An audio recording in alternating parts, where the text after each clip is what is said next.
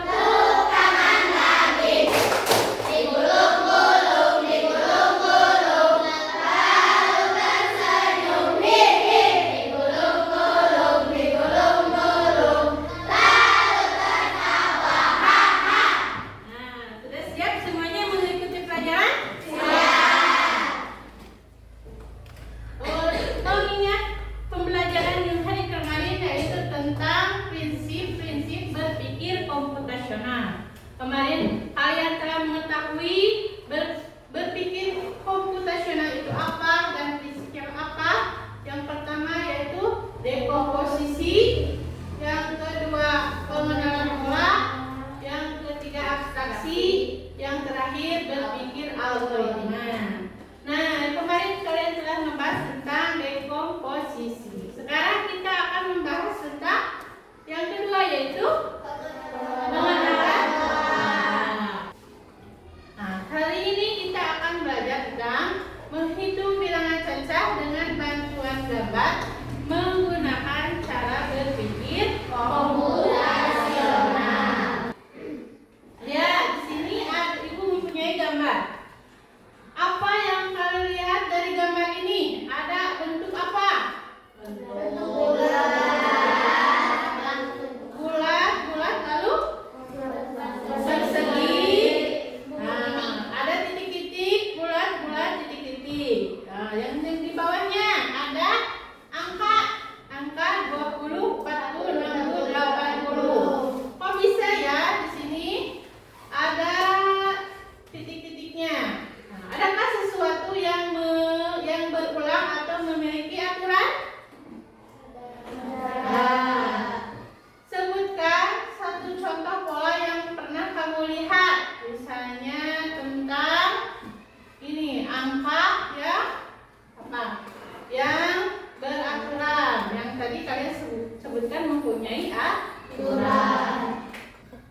Nah, saatnya kita berdiskusi bersama kelompok. Ibu akan membagikan LKPD tentang prinsip berpikir komputasional mengenai pengenalan pola.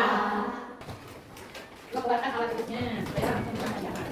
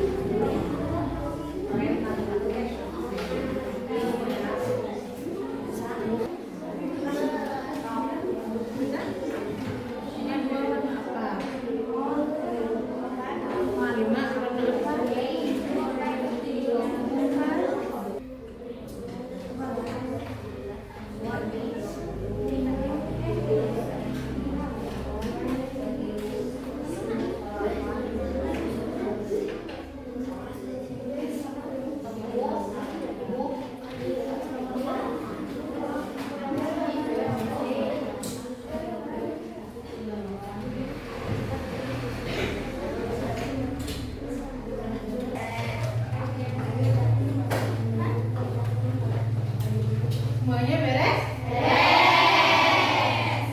Bagus. Sekarang saatnya kita akan mempresentasikan hasil diskusi kelompok kalian. Yang pertama, kelompok 1 maju ke depan perwakilannya. Dibacakan. Pakai dulu. Satu aja. Perwakilannya.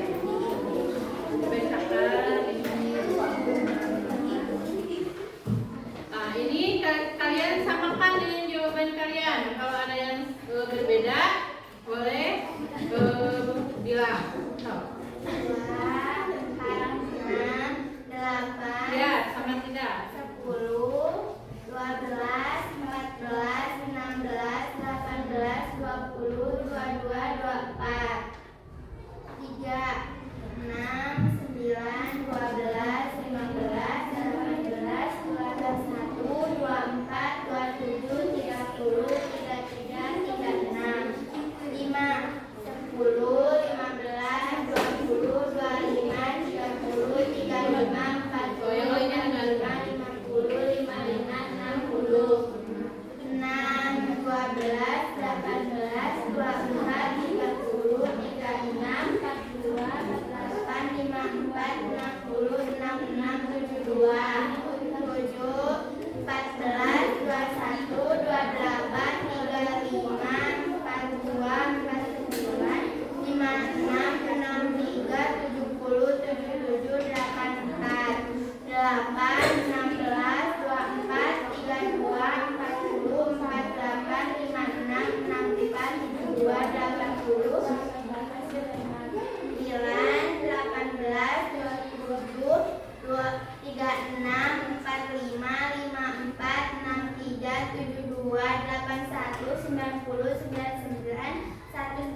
depan.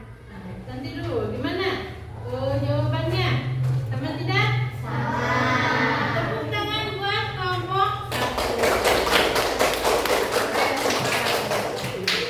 Sekarang kelompok 2, perwakilannya maju ke depan. Ayo. Ayo. Ada Rani maju.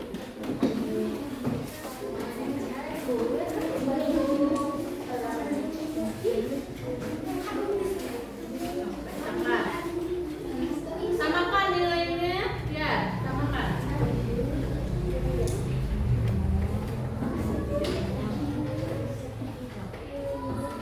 Segi 3 nol. Segi 6 2. Lope 9. Nanti 11. lanjut. Ya.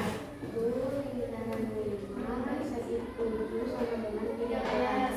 Lanjut. Segi 10 9 plus 1 17. Segi 6 2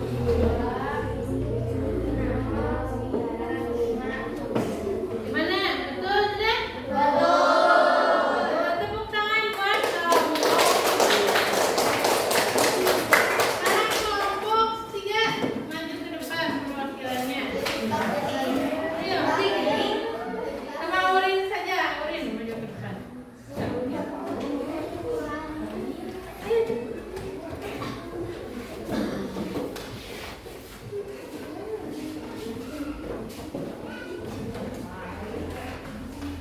Bacakan misalnya ini dari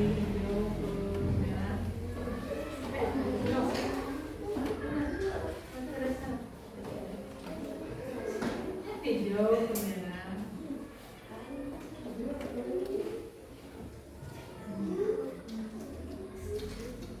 Hijau.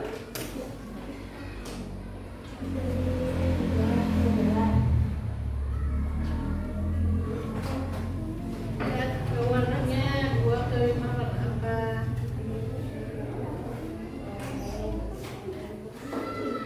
Merah, oranye,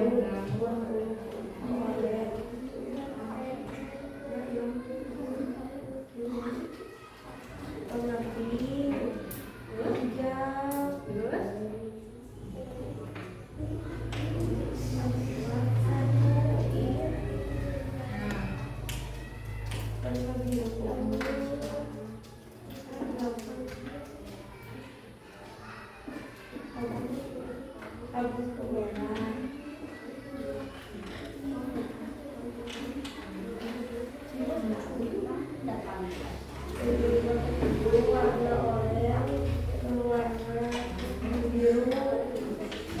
yang 3.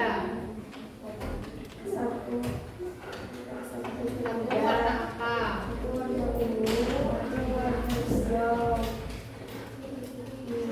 3 ke 5.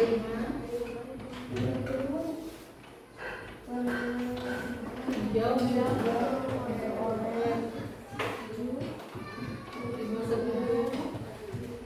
5 10.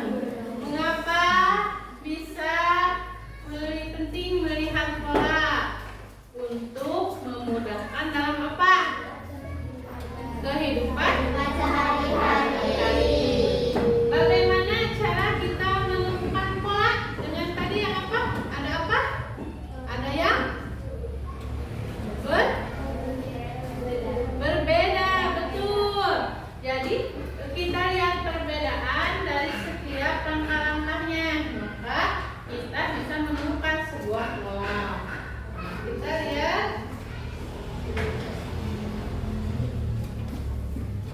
Apa itu berpikir komputasional? Thinking. Hai teman TC, coba tebak apa artinya computational thinking atau berpikir komputasional?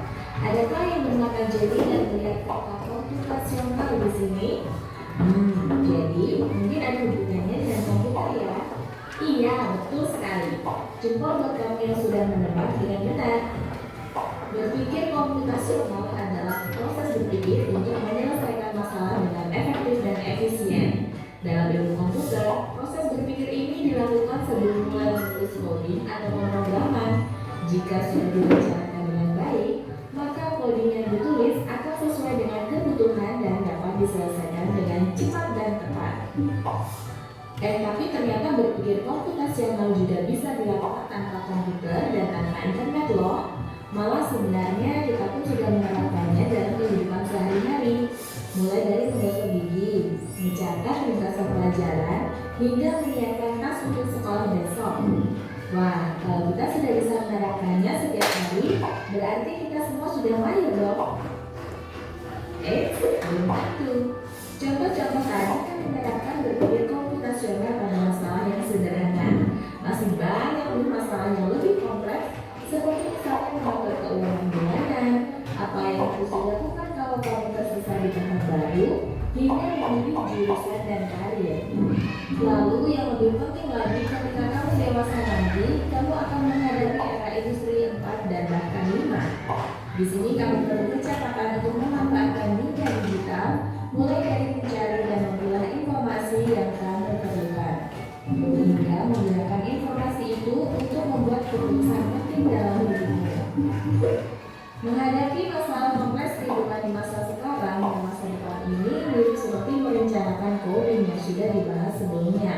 Kuncinya adalah memahami masalah dengan tuntas dan mencari cara menyelesaikan yang efektif dan efisien.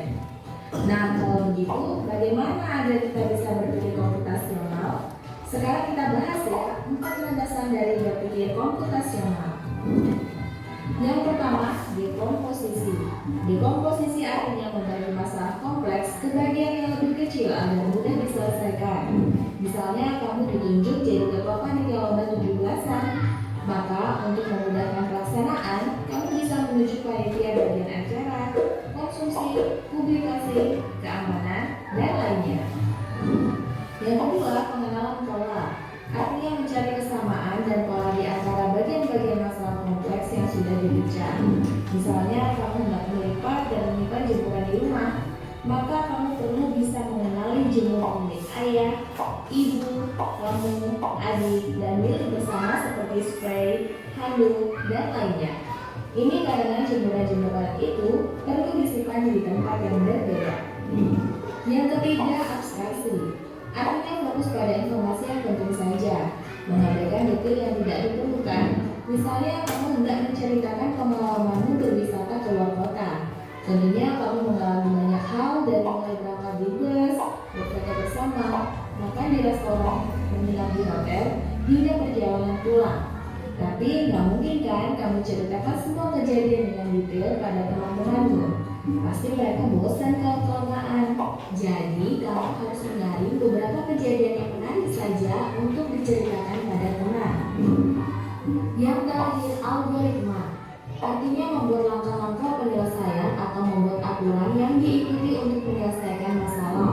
Misalnya kamu diberi daftar belanja di supermarket oleh ibu. Ada minyak goreng, telur, roti, sayur, dan kopi.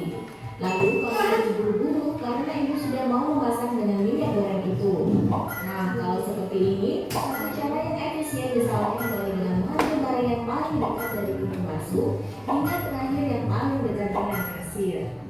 Nah, itu dia 4 landasan berpikir komputasional yang perlu diterapkan untuk menyelesaikan masalah yang kompleks. Lalu berikutnya, apakah ada cara untuk mengasah kemampuan berpikir komputasional? Tentu ada. Selain bisa coba kamu terapkan ke masalah sehari-harimu, kamu bisa juga latihan soal untuk mengasahnya. Misalnya, gurumu akan memberikan soal-soal computational thinking di mata pelajaran matematika bahasa Indonesia, dan IPAS dalam kurikulum mereka. Selain itu, kamu bisa ikut tantangan bebas Indonesia juga. Yuk coba simak satu contoh soal computational thinking. Dalam BIS studi wisata, ada 3 kelompok anak yang akan diantarkan ke 3 tujuan berbeda.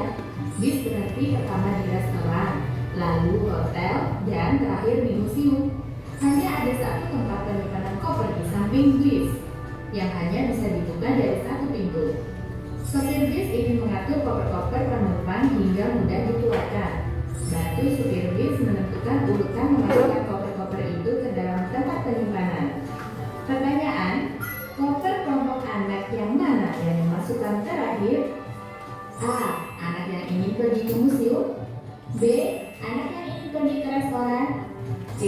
Anak yang ingin pergi ke hotel. Atau D. Yang mana pun boleh. Soal ini diadaptasi dari challenge.bebas.org. Kalau kamu tahu, coba ya dijawab di kolom komentar. Kejar cita, kejar ilmu, raih cita. Yang ini kira-kira yang mana jawabannya? Yang terakhir berarti posisinya di sini. Berarti Pak sopir menyusun kopernya itu yang pertama siapa dulu? Yang pertama mana dulu? Yang kedua ke Hotel. yang terakhir ke Museum.